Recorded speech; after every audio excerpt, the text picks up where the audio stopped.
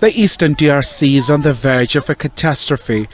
Congo is accusing neighboring Rwanda of supporting the M23 rebels, which are made up of mostly Tutsi ethnic group members. But Kigali has denied the allegations.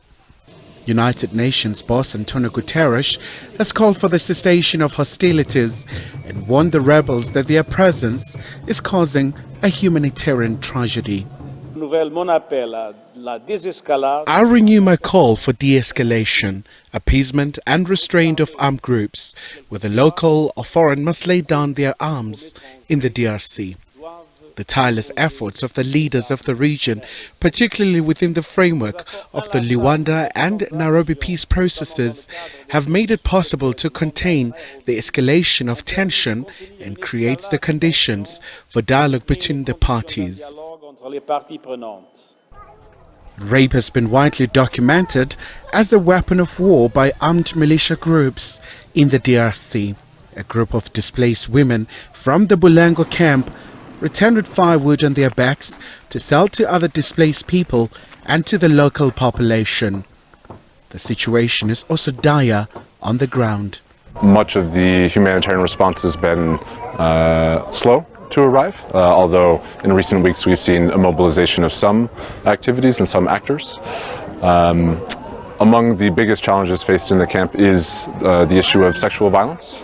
There are many people here without livelihoods, without means to provide for their families.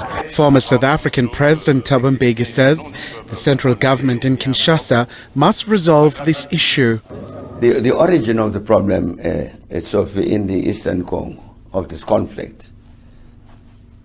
It comes from the Mobutu years, when the Mobutu regime refused to recognize the Banyamulenge, the Rwandan-speaking population of the eastern Congo, as Congolese.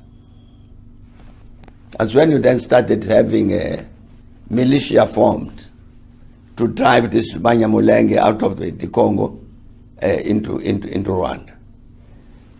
And so long as the central authority in Kinshasa does not regard some of the people in the east as Congolese, so long will the conflict continue. It's not external, it's internal to the Congo.